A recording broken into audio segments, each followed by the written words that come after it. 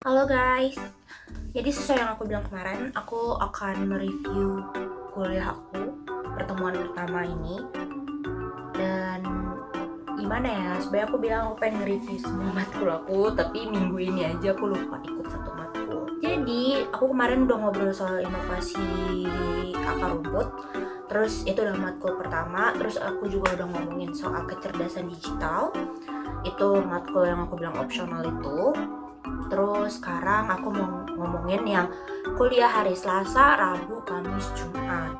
Jadi di hari Selasa itu ada bisnis, politik dan masyarakat. Gurunya itu dosennya adalah dosen favorit aku yang pernah aku sebutin juga di vlog aku, kayak Mas Hakim. Dia adalah dosen terkeren yang ada di MKIK. Nah, jadi dosennya tuh Mas Hakim. Nah, unfortunately, aku tuh taunya dia tuh kuliahnya siang, kan? Ternyata dia kuliahnya berubah jadi pagi. Nah, terus pengumumannya tuh dikasih kayak malam-malam. Jadi aku udah nggak buka grup, aku lupa. Jadi, nah sudahlah, ternyata aku bangun jam 11, udah mau siap-siap untuk kelas siang. Ternyata kelasnya udah tadi jam 9 gitu. Jadi untuk matkul bisnis, politik dan masyarakat aku nggak kuliah, jadi aku nggak bisa review. Oke, terus abis itu nomor 3 adalah dinamika kependudukan dan inovasi sosial. Sebenarnya pas gimana ya, ini matkul ini aku ambil karena aku ngerasa dinamika kependudukan, termasuk cyberspace dong, itu kan kependudukan juga, kayak that would be interesting ya, makanya aku ambil. Nah, terus habis itu pas aku masuk, kayak sejam pertama aku tuh diem aja, bener-bener diem, karena isinya tuh peta, terus abis itu kayak angka, statistik, terus aku kayak lah gitu. Terus dosennya tuh bilang kayak, iya saya dari fakultas geografi, bukan fakultas geografi, pokoknya saya dari jurusan geografi. Terus saya dari geografi kependudukan. Terus aku kayak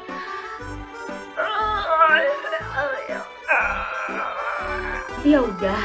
Terus abis itu dia si dosennya tuh sempat kayak menyinggung soal kependudukan virtual. Nah, terus aku tanya lagi dong, kayak jadi di matkul ini kita tetap bahas kependudukan virtual juga nggak gitu. Terus dia bilang bahas kita akan bahas soal kependudukan virtual di pertemuan sekian aku lupa, tapi intinya kita akan bahas soal kependudukan virtual. Jadi aku kayak alhamdulillah. Jadi ya itu doang sih dari dinamika kependudukan dan inovasi sosial. Aku juga udah lihat silabusnya oke banget sih menurut aku. Jadi ya tungguin aja kali ya. Tapi aku sudah merasa kalau ada matkul yang aku struggle mungkin salah satunya ini sih, karena so much math, so much graphs, dan ya challenge sih, karena I never really like math. Selanjutnya ada inovasi tata kepemerintahan. This is like very exciting untuk siapapun yang aku tahu dan pernah dengar matkul ini, pasti ngerasanya kayak apaan tuh, kayak lo bisa inovasi tata kepemerintahan sekarang gitu ya. Iya bisa. Jadi di kelas ini kita ngomonginnya itu, dosennya tuh Pak Hatna, bocah salah satu sesepuhnya MKIK gitu. Bukan sesepuh sih, maksudnya dia master banget gitu. Jadi dia dianggap sangat senior gitu, tapi belum tua-tua amat ya. Prof Hatna masih keren kok, keren banget malah.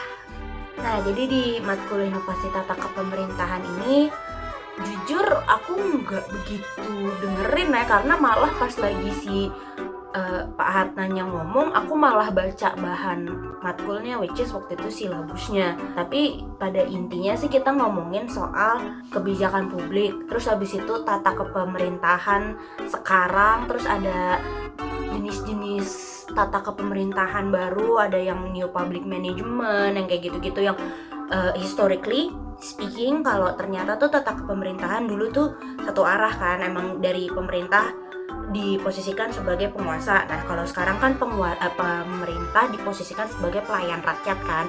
Apparently itu berbeda. Jadi ntar matkul ini akan mempelajari itu.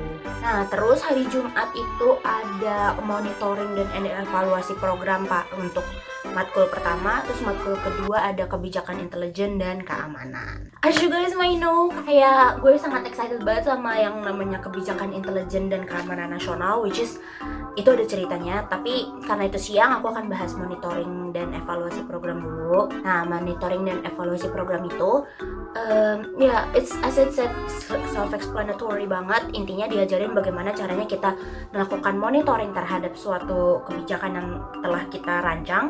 Habis itu evaluasinya apa, karena kriterion monitoring sama kriterion evaluasi itu beda gitu. Jadi itu yang diajarin. Nah terus abis itu yang aku pengen highlight dari matkul ini, dosennya keren banget, gila. Kayak aku kan sempet nanya kan, jadi kalau misalnya nih let's say kita pengen bikin suatu kebijakan yang mengatur netizen, misalnya kayak gitu, kita mengatur cyberspace sebagai yurisdiksi pemerintah. Berarti untuk mendapatkan impact-nya kita harus bikin 360 dong. 360 itu maksudnya apa-apa saja yang membuat kita sebagai policy maker itu merasa harus ada kebijakan publik. Nah terus kebijakan publik ini dampaknya apa terhadap cyberspace kayak gitu. Terus dosennya ngomong gini, udahlah nggak usah ribet-ribet lah, pilih aja salah satu. Kalau misalnya mau ribet, nanti kalau udah penelitiannya tuh udah berduit. Tapi kalau penelitiannya masih gratis, pilih aja salah satu. Ini kan naskah akademik. Terus habis itu kasih ini argumen scope. Jadi argumen scope itu adalah kita sebagai peneliti akademis tuh berhak untuk ngomong, saya hanya meneliti ini saja karena bla bla bla bla bla. Nah itu harus ada argumennya tuh, bla bla blanya itu. Dulu waktu aku di kriminologi, skripsiku aku juga kayak bilang, saya hanya meneliti dalam bentuk wawancara seperti ini karena tujuan penelitian saya adalah untuk membuktikan bahwa fenomena ini ada. Nah tapi belum sampai ke tahap menurut saya solusinya apa kayak gitu. Dan itu diterima sih argumennya, karena ya gue masih S1 sarjana kan, kebutuhannya adalah bisa menjelaskan suatu fenomena dengan teori kayak gitu kan. Nah jadi kayak gitu. Cuma abis itu si dosennya ini kayak, udahlah kalian jangan jadi beban namanya tesis tuh. Padahal kita semua yang di kelas itu udah kayak, tesis. Nah jadi si dosennya sih bilang gak kayak gitu. Kemudian yang terakhir untuk matkul kebijakan intelijen dan keamanan nasional, wah asli sih, ini matkul kayak boom. Dosennya tuh dua, ada namanya Pak Riza, sama satu lagi tuh gue lupa. Yang gue inget cuma laksamananya, tapi kan laksamana pangkat bukan nama orang. Jadi beliau ini adalah pengampu matkul kebijakan intelijen ini. Salah satunya tuh tentara. Nah terus Pak tentara ini itu adalah rektornya Universitas Pertahanan juga, which is kayak keren banget. Dan beliau ngasih kayak penjelasan singkat gitu soal cyber war sebagai perang asimetri generasi kelima. Terus aku kayak, keren sekali, I cannot wait for this matkul. You know, kayaknya setiap hari gue akan TGIF, tapi TGIF-nya bukan karena libur, tapi karena ada matkul kebijakan intelijen ini. Nah terus abis itu Pak Riza tuh kayak keren banget. Menurut aku semua dosen di perguruan tinggi manapun tuh harus kayak Pak Riza. Kenapa? Karena beliau bilang kayak di kelas ini nggak ada midterm atau end of term, jadi nggak ada UTS atau UAS, tapi adanya UTS itu kita disuruh ngumpulin research portfolio, which is aku kayak wow, aku punya research portfolio aku sendiri, ada di akademia.edu, ada di blog aku sendiri, ada di CFDS.